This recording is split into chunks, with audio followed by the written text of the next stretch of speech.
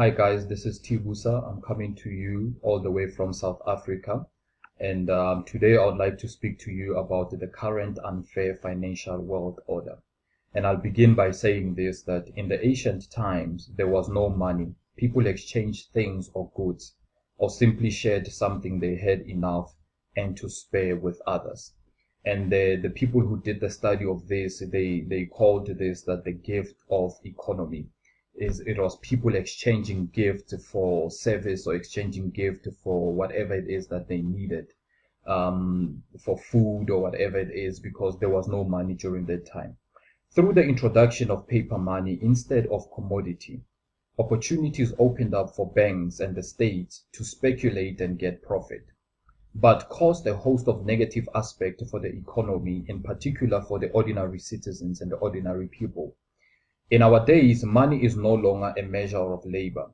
We have become servants of money, especially of those who print it. Thomas Jefferson of America once said that I believe that the banking institutions are more dangerous to our liberties than standing armies.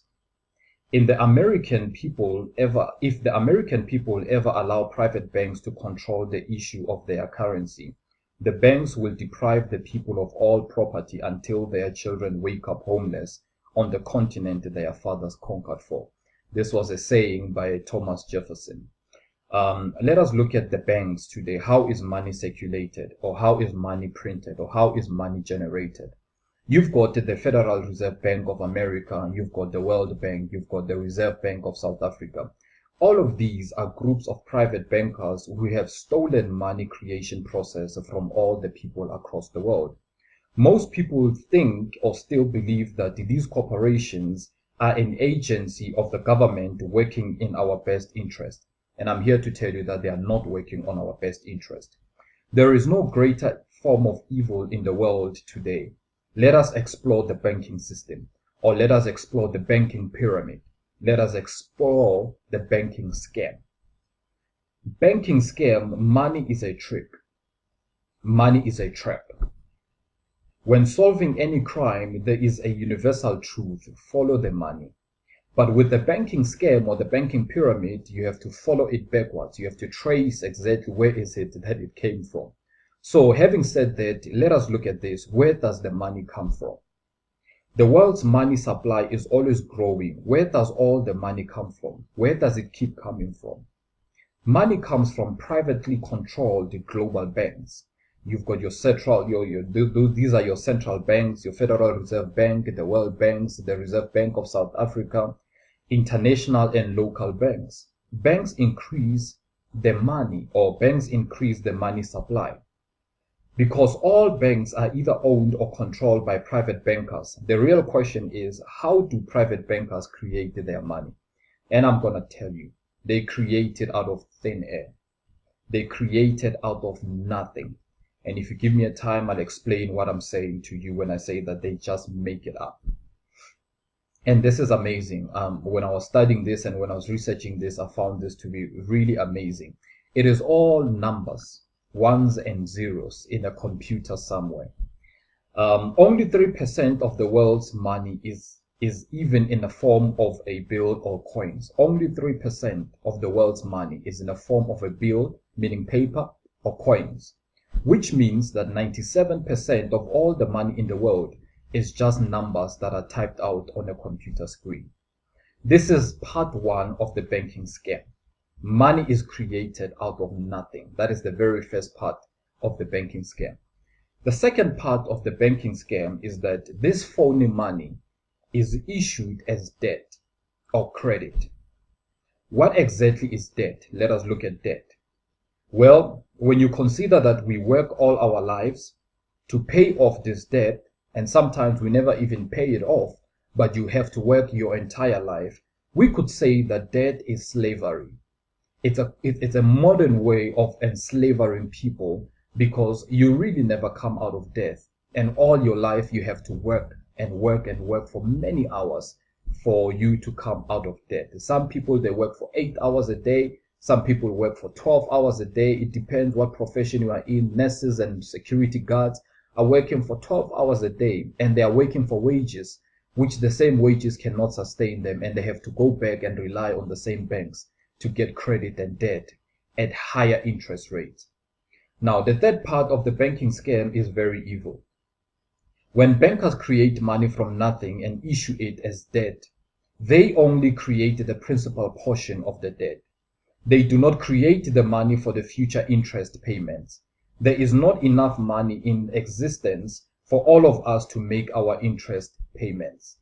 We are therefore forced to play a game of musical chairs to see who can make their debt payments.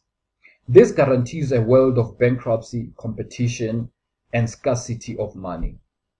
For example, you go out to a bank and you want to buy a house. You go and you take up a loan of 1 million rand for you to buy that house.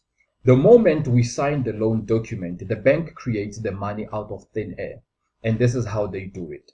It is 1 million rand debt for us, and it is 1 million secured credit for the bank. Then one of the two things will happen. Either we give 20 years of our labor making the house payments totaling to 3 million rands. It can be double of it, of the amount of money that you had, even more. So you spend 20 years of your life. One of those two things is either you spend 20 years of your life working so much for you to make those repayments, or the bank will repossess the house and they take it back. If you can make the repayments, the bank will come and repossess your money, the property back. So in essence, the house is not yours, it belongs to the bank, but you are paying the bank for you to get that house. So bankers get either our labor for life or our house. Often they get both. All from creating money out of thin air and issue it as debt or credit. This is why the bankers end up with all the assets. And they make their assets from the sale of repossessions and from the sale of foreclosure. If you think about it, the house that you applied for 1 million rand, you apply for 1 million rand and you have to work for 20 years and you sign the 20-year contract. By the time that you will only start paying back the actual house after 10 years. The first 10 years, you are paying the interest. It is only after the 10 years, after the first 10 years, that you are actually starting to pay for the second bond. For the actual bond. God forbid it, you lose your job or your business goes down and you've been paying for 15 years and now you can't afford to pay the bank. What will happen is that the bank will come back and they'll take their house. But they've already made interest. They've already made their money back. Because the first 10 years that you have lived, you've been paying for interest. The second 10 years, you are actually paying for the actual bond. But you have paid it for 15 years and now you are unable to pay. The bank will come and repossess. And this is what they will do. After repossessing, they will list the property for auction. And what's going to happen there is that they will make you believe, or they'll make the buyer believe, that they are selling this house with a discounted price.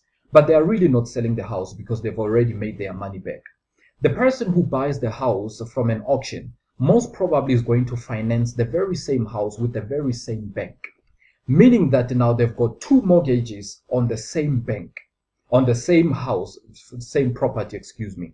So the person who buys this house on auction, they apply for loan. They too start paying interest the first 10 years of their lives. Then on the second year, the second term, the second 10 years, they only then will start. So in a nutshell, the bank can make more money just out of one property by just refinancing and refinancing. And this is what I mean by them creating money out of thin air. Because actually, they only gave out 1 million. Then the interest is calculated by a computer, but you have to work for it and you have to pay the money. So the modern money system makes productive work to be unprofitable. This is why I love Triple M. But Triple M is bridging the gap by uniting youth enthusiasts from around the world who believe that the exchange of donation is something absolute, and also believe that exchange of donation can make financial relations even more fair. We can change the world for the better. We can definitely change the world for the better with Triple M. If people are united and help each other, then they will be free, since they will be able to provide themselves with a decent standard of living without additional assistance from the government and from the bank. Triple M is building a new model of economic relations, which will make the world more humane. And this is why we say a triple bank, and this is why we say a triple M. Together we can change the world. We can only do it together. The world is unfair. The richer are getting more rich. The poorer are getting more poor. And with this network, then we have the opportunity not only to improve our lives, but to change our lives and to help those who are caught in this trap of the financial world system, which is so unfair. So this is the world financial system, and I hope that your eyes have been opened by this little recording that I did right now. I do believe, just like the creator, of Triple M, Sergey Mavrodi, when he says that the financial apocalypse is upon us. And I do believe, because the word apocalypse means unveiling, I do believe that the banks, what they did not want you to know, we are beginning to know all of these things. All of these things that I shared with you is what the banks don't want you to know. But with Triple M, we can change the world. And with Triple M, we can change our lives for better. This is Tibusa coming to you from all the way from South Africa. I hope that you have enjoyed this recording, and I hope that you have learned something. I have to sign out right now. God bless you.